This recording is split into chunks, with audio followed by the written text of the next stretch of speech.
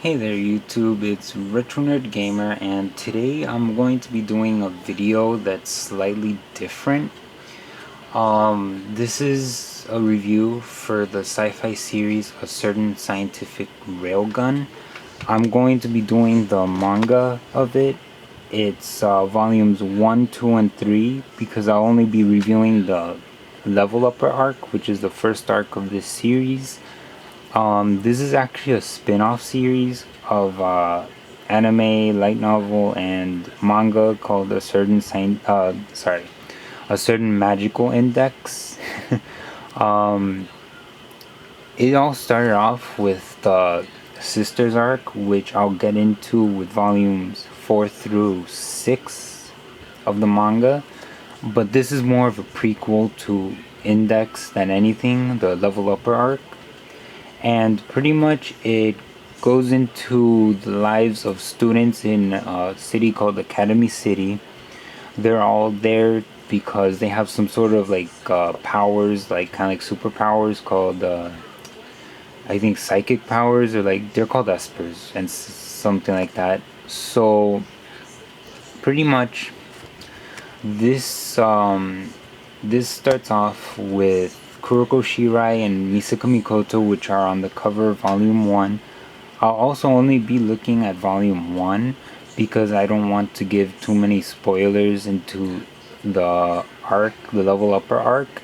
And with future reviews, I'll only do the first volume of the each arc because, like I said, I don't want to do too many spoilers. I want you to read it for yourself, etc.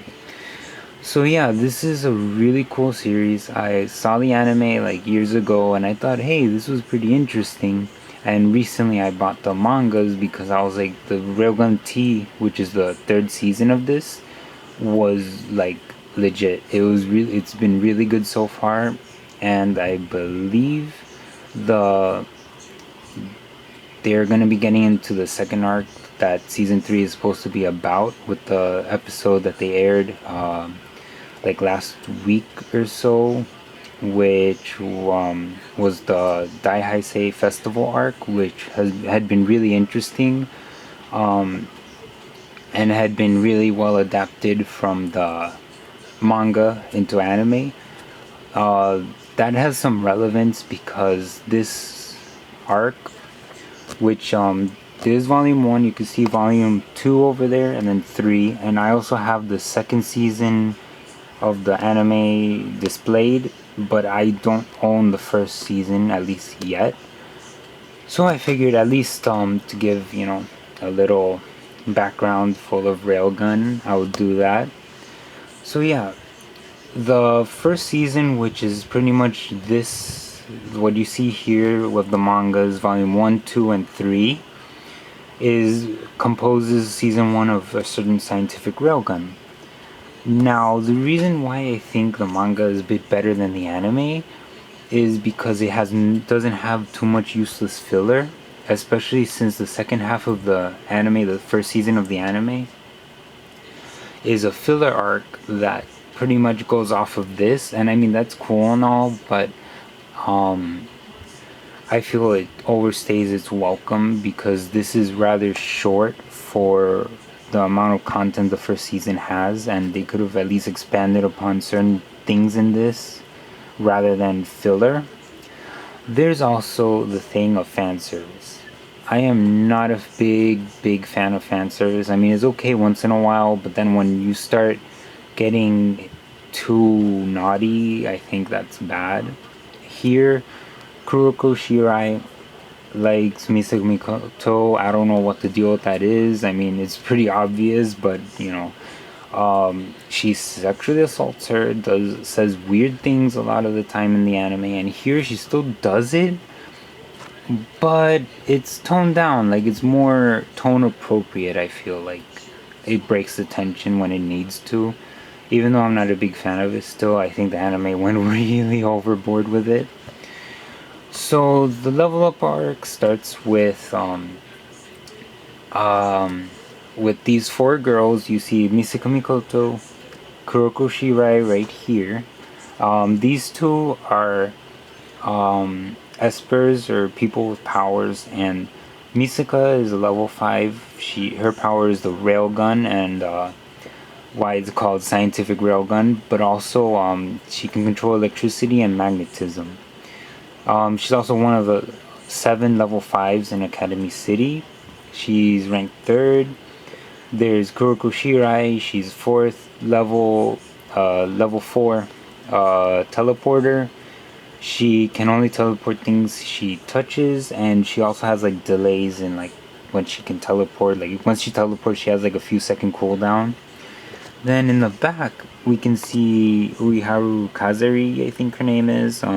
She's a level 1, but she's actually really helpful in the series because of the fact that she has data processing, which really helps Kuroko out, because they both work for Judgment, this kind of like middle school police force kind of thing that they use their powers to help people out and do and like stop dangerous situations, which is pretty cool, you gotta admit. And then the 4th girl, which I'll show here, is Satin Ruiko. She's right there. She also first of all, she really likes flipping up Uiharu's skirt, which leads to funny moments like this. But no matter what, she's actually a really cool girl, and she helps them out in minor ways, but still really helps them out because all the rumors that she hears about end up being dangerous, like actually real stuff. So they're able to figure it out before like the villain's plans succeed and all that. So yeah, the art style is pretty cool. Now here's some stuff about Shirai Kuroko. She's a teleporter, etc. So yeah, it pretty much is like just a really cool sci-fi-ish adventure that you can get into easily. The level up arc is one of my favorites because it's the beginning of it all, and it just goes to show like the corruption of Academy City and like how they're doing things behind people's backs. And when you get into the second arc, Sisters arc, and the future ones, it just gets crazy, like how corrupt and evil this city actually is, and that there's just a lot of stuff that happens that just is like, wow. Even the level up arc, that's just like, wow, like this all happened, and like they just like let it happen, like but yeah, so the level up arc just starts things off. There's not really much to say about it except that it's really good, and that it's the beginning of quite an adventure with these girls and like other characters too. Sometimes it crosses over with a certain magical index, but sometimes it's its own thing, which I really like. So yeah, if you want to get started, I would recommend at least trying out volumes 1 through 3 and completing the level upper arc to get a feel for it. And then if you like it, you can continue. If not, you probably won't like the rest of it. But yeah, I'd say it's worth your time and money. It's a very good series, and I feel it needs a little more attention. I would recommend the anime because it's a decent adaptation, but it does have a lot of filler, and if you're not into fan service, it doubles up on the fan service.